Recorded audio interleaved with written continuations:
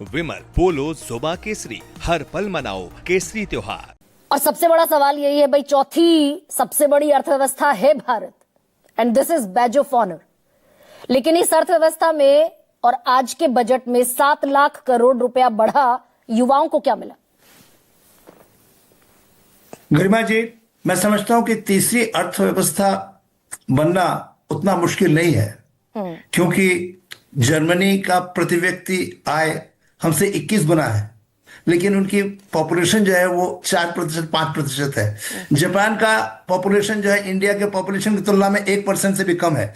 लेकिन निश्चित रूप से पहला और दूसरा बनना थोड़ा मुश्किल है। लेकिन मैं समझता हूं कि इस बजट में जो टेक्नोलॉजी, स्किल डेवलपमेंट, एजुकेशन और एम्प्लॉयमेंट से जोड़ने की बात की गई है, कुछ एलोकेशन बनाया गया है, जो मिशन है 40,000 करोड़ है सेमीकंडक्टर्स मिशन में, और एमएसएमई के लिए भी कुछ दिया गया है। मुझे लगता है बेसिक कंसर्न इस बात की है कि हमारे इंडस्ट्रियल सेक्टर पिछले 6-7 सालों से बिल्कुल ग्रोथ नहीं दिखा रहा। आपका जीडीपी में मैन्युफैक्चरिंग सेक्टर का शेयर जो है 16% ही है, 14% शेयर है एम्प्लॉयमेंट में, उसमें भी कोई बढ़ोतरी नहीं हो रही है।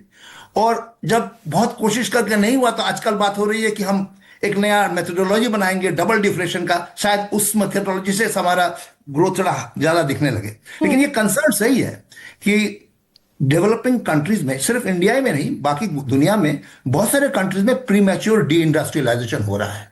उनकी मैन्युफैक्चरिंग शेयर जो है वो 20, 25, 30% जाते ही घटने लगता है। अगर मान लीजिए 60% से घट के 50 होता है तो कुछ चिंता की बात नहीं है। इंडिया में अगर 16% पर टिका हुआ है तो निश्चित रूप से चिंता की बात है। और इस चिंता से ही एक मैन्युफैक्चरिंग सेक्टर को बूस्ट देने के लिए मुझे लगता है ये सारे इंडस्ट्रियल पार्क्स बनाए जा रहे हैं। और एक और चिंता इस बात की है कि एम्प्लॉयमेंट जो है, अर्बन एरिया में अनएम्प्लॉयमेंट रेट बहुत हाई है, रूरल एरिया में अनएम्प्लॉयमेंट रेट को हमने काफी कम किया हुआ है। और इस तिमाही का जो डेटा आया है पीएलएफएस, उससे कुछ लगता है कि शायद हमारा अनएम्प्लॉयमेंट रेट कम होगा। कोविड के बाद से कम होता ही जा रहा है थोड़ा बहुत।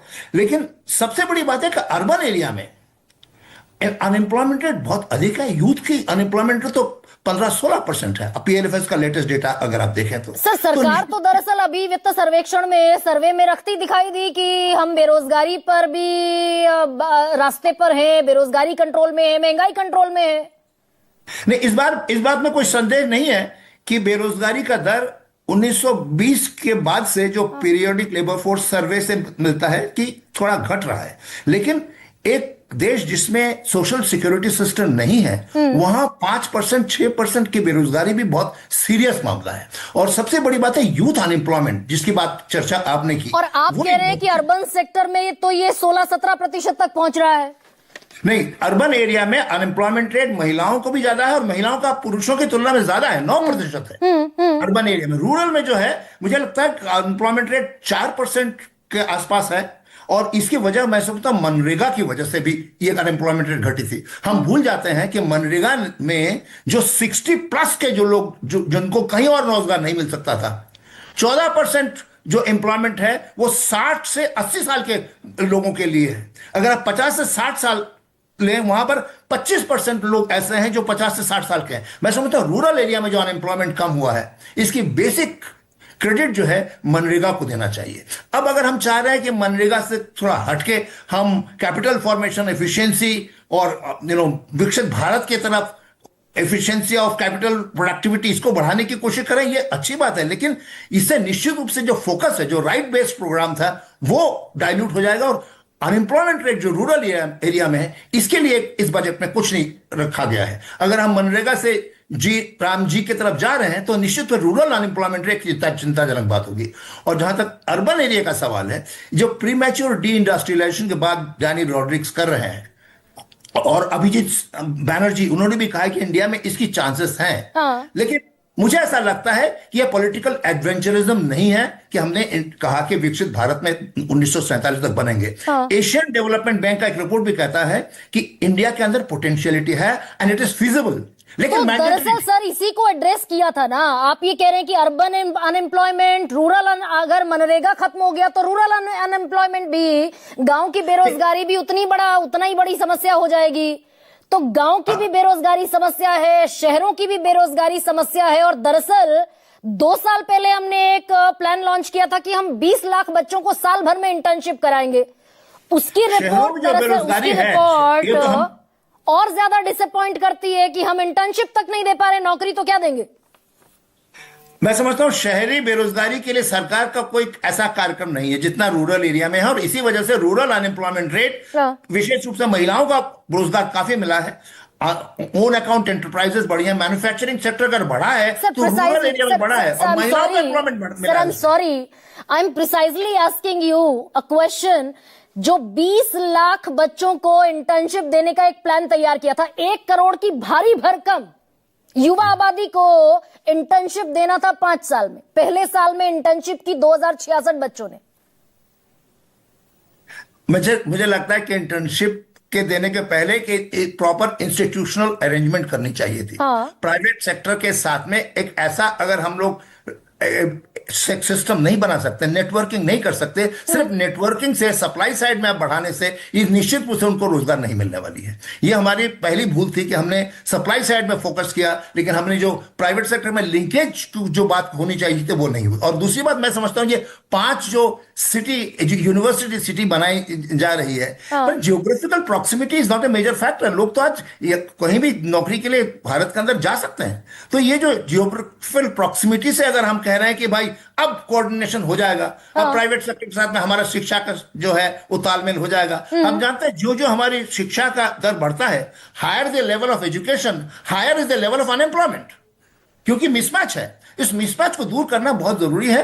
कुछ कोशिश तो कर रहे हैं। कैसे होगा ये? मैं क्योंकि आपके जितनी ना तो जानकार हूं ना समझदार हूं, दरअसल मैं तो ये देख रही हूं, मेरी आम समझ से तो ये कहता है कि एजुकेशन का बजट जो है टोटल बजट का परसेंटेज में घटता जा रहा है, 3.25% से घटकर 2.5% रह गया।